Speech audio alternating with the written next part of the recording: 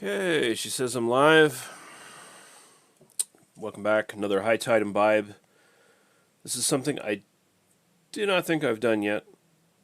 I should have probably checked that first, right? I should have checked my list to see if I recorded a review of this. I'm pretty sure I have not. I have had a couple things from these guys. I don't know if I ever put any of the actual reviews on my actual channel. Pretty sure I did. So, look back there. But this is from Wayfarers Ale Society. And they are a brewery right across the parking lot from Sea Level Brewing here in Nova Scotia. They're located in Port Williams, Nova Scotia. And we have the website up here. So they got takeout and delivery in these COVID times. And yeah, they've been around for a little while, since 2012-ish. There, Port Williams, Wayfarers Ale Society. It's right there. And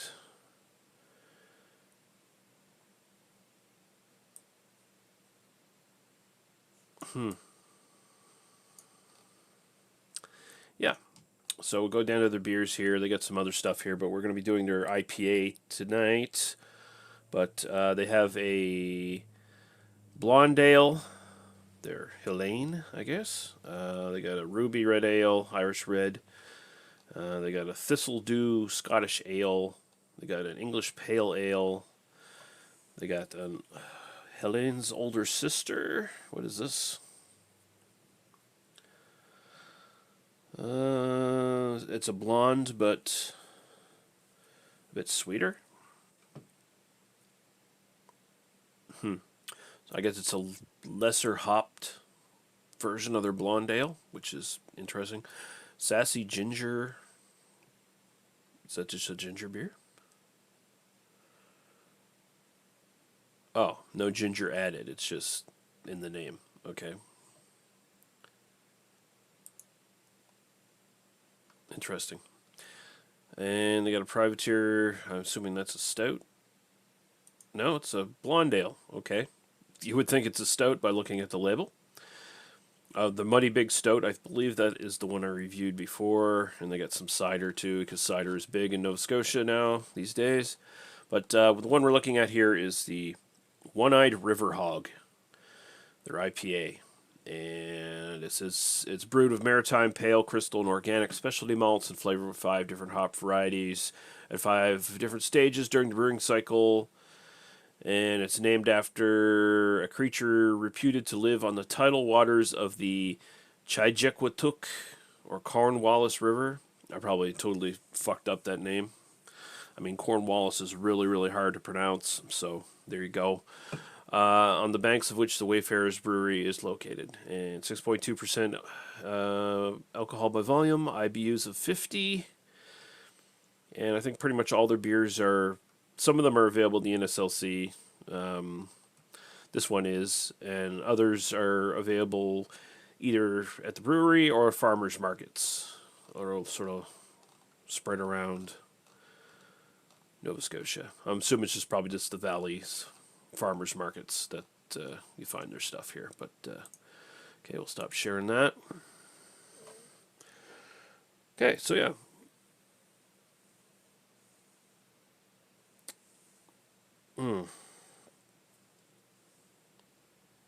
So yeah, they don't list what hops are actually in it, so who knows. But we're going on the assumption that this is a standard IPA. And, oh yeah, there's actually an expiry date on this fucker. June 7th, 2021. So, pour that sucker now, see what we think.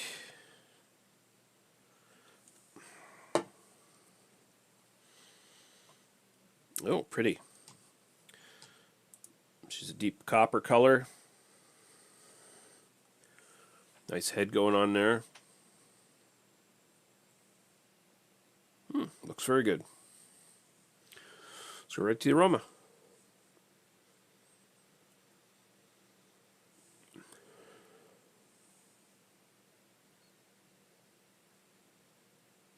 Mm.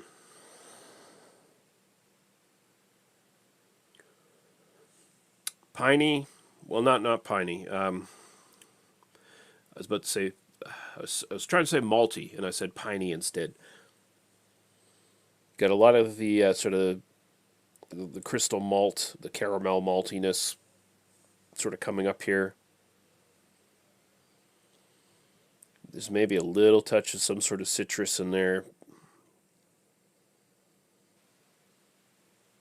And we got Lee Hardy in the chat. Hope you're having a good night so far. And she gave me good vibes.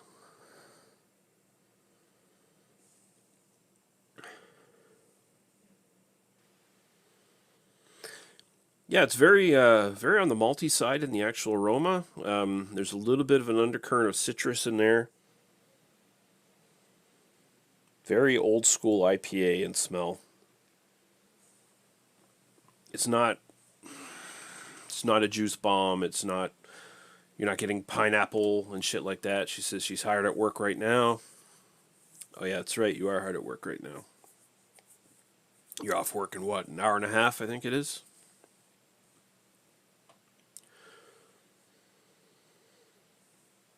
All right, we're going to go right to the taste. We're not getting much from the aroma. It's very simple and malty. It's all right. Very old school in its sort of IPA smell, kind of sort of tilting more towards like a British style IPA. So we'll go right to the taste. Cheers.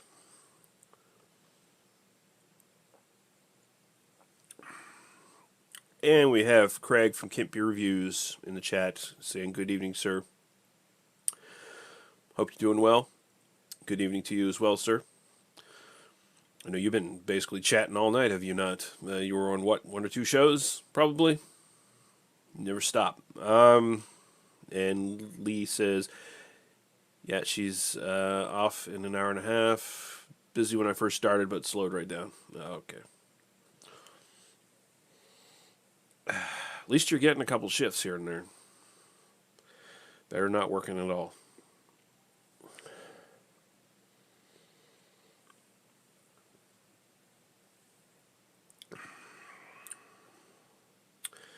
All right, so that does pretty much follow through from the actual aroma. It is very old school IPA in a lot of respects. The sort of caramel maltiness comes through in the actual taste initially. Grapefruit bitterness, grapefruit dryness at the end. Not super bitter, not super dry, just a little sort of hint at it. Again, not your modern IPA with all kinds of like pineapple and mango and passion fruit and melon and all this other bullshit. I mean, if you like that bullshit, that's fine. But it doesn't have a lot of that stuff going on. It's very simple, very old school, and makes me appreciate it a little bit more. It's pretty light in body too. Makes it feel like it's specifically designed as a more of an IPA you could have with like fish and chips or something like that. Because it's not too bitter, it's not too dry, it's not going to be anything that really overpowers anything you're eating. Very good, very very good.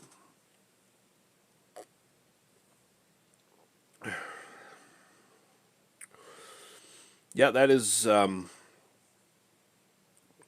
pretty much bog standard, classic, well, more classic IPA than modern. So the One-Eyed River Hog IPA, style-wise, I've had better that sort of do this sort of same thing, this sort of throwback, more traditional version of the IPA. I've definitely had some that do it way better, but this is really good. So I'm going to throw a 7.5 at it for style. And my own personal enjoyment, I'm going to throw 7. I drink this again. Definitely pick this up. I think when I did their muddy brown stout or whatever the fuck it's called, I mentioned that their beers have noticeably gotten better over the last couple of years.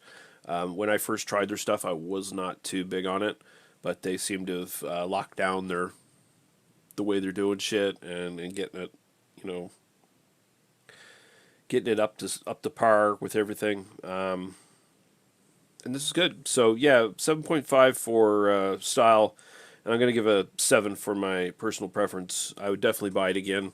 That's not something I could say about their products when I first had them. When I first had them, it's like, yeah, you know what, I might not buy their stuff again. But now, now they're pretty solid, pretty good stuff. So there we go. So cheers to Lady Lee and Craig in the chat who were watching, and I think somebody else was watching too, but they didn't say anything. But cheers to you as well, and cheers to anyone who watches after the fact. Good night.